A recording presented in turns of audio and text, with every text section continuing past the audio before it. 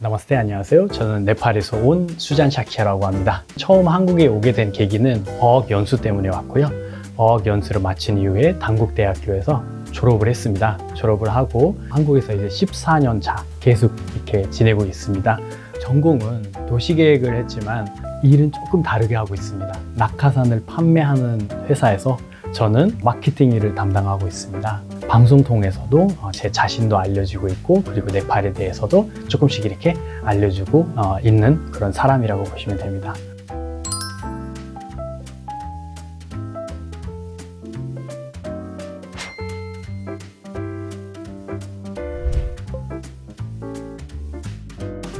제가 네팔에서 왔다고 말씀을 드렸는데요. 네팔에 아직도 계급 사회가 존재한다는 사실을 알고 계신가요? 네팔에서는 이 계급 사회가 굉장히 중요하게 생각을 하고 있고요. 저도 어릴 때부터 계급 사회에 대한 많이 이렇게 경험을 하게 되었는데, 계급 사회를 갖고 한국에처럼 뭐 선후배 정도가 아니라 정말로 아랫사람 또는 윗사람 하면서 이렇게 차별을 하는 그런 것들이 좀 많은 것 같습니다. 우리가 아이 시절 때는 어떤 친구랑 놀아야 되는지, 또는 어떤 친구들이랑은 어울리지 말아야 되는지를 선을 그려주거든요.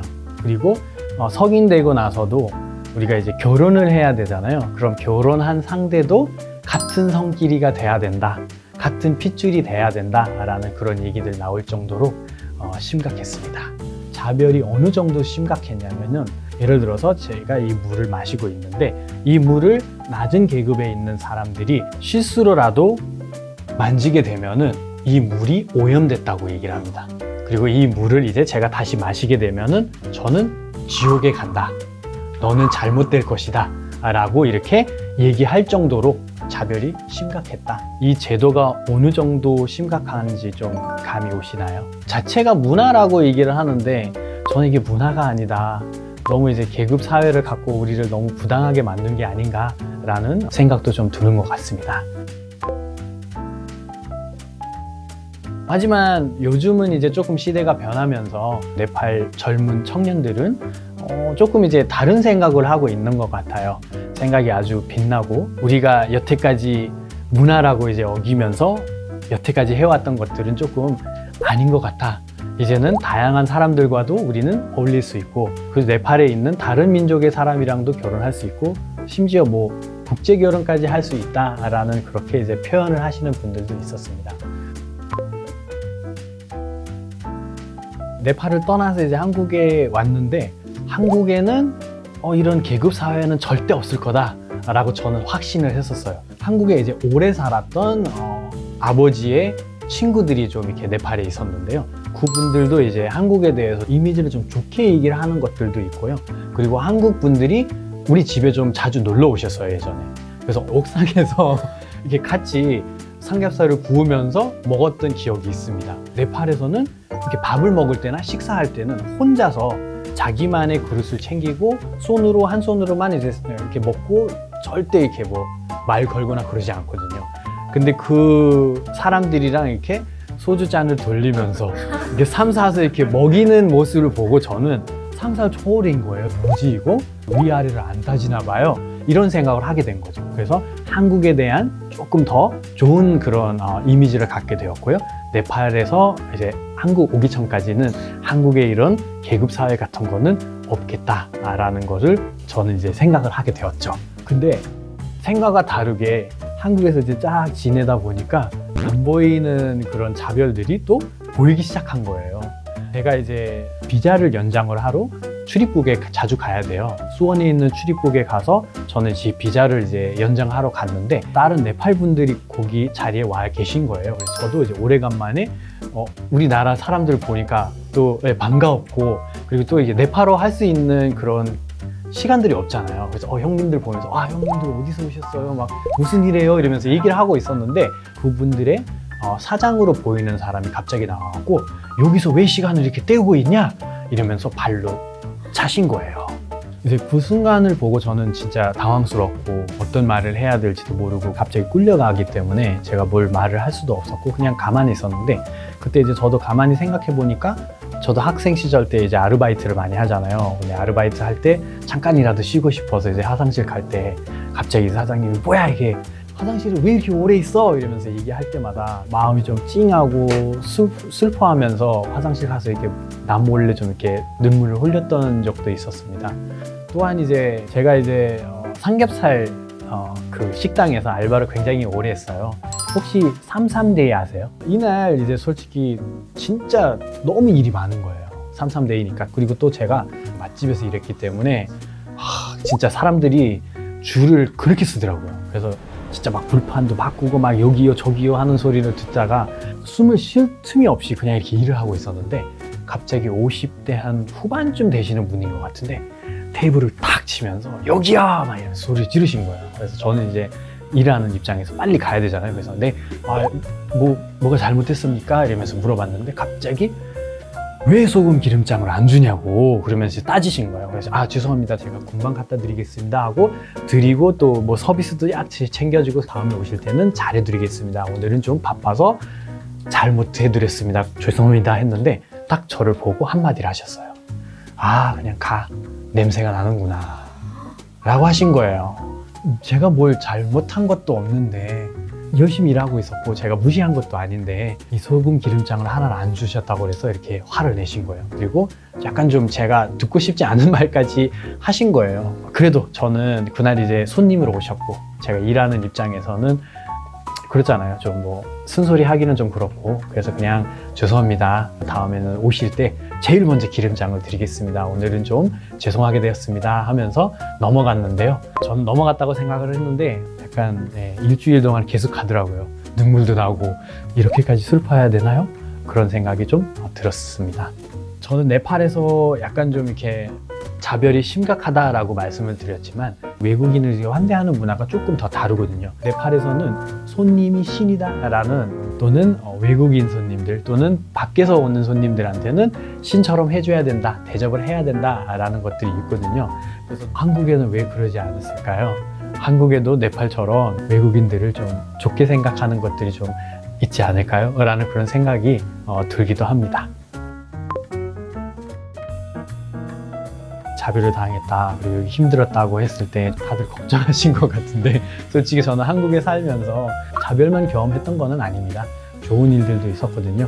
간단하게 말씀드리자면 저는 이제 대학교를 다니면서 기숙사 생활을 오래 했었거든요. 근데 기숙사 생활을 했었을 때 저는 진짜 한국어 1도 모를 때부터 시작을 했었거든요.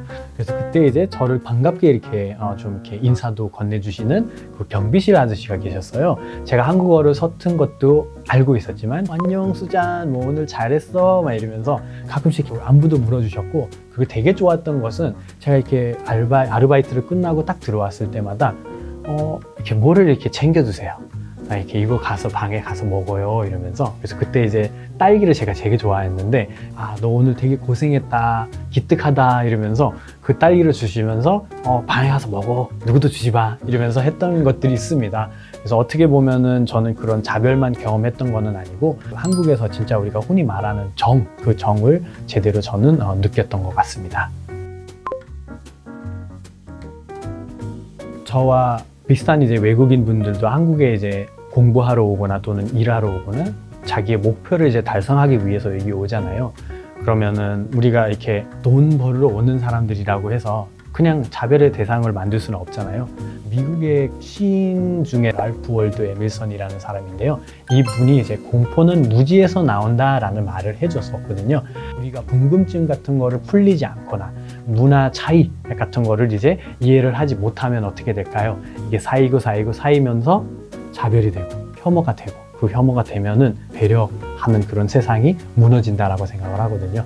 그리고 제가 얘기하고 싶은 거는 친구를 그냥 함부로 자별할 수가 있어요? 못하죠. 친구이니까 더 자별하면 안 된다. 이런 생각을 들어야 됩니다. 우리가 계속 보면 외국인들의 숫자가 계속 늘어나고 있는 추세인데 제 친구로 만드는 게 더 낫지 않을까요? 자별의 대상을 만드는 것보다는 글로벌 친구들을 만드는 게 더 낫지 않을까라는 생각을 해주셨으면 하고요.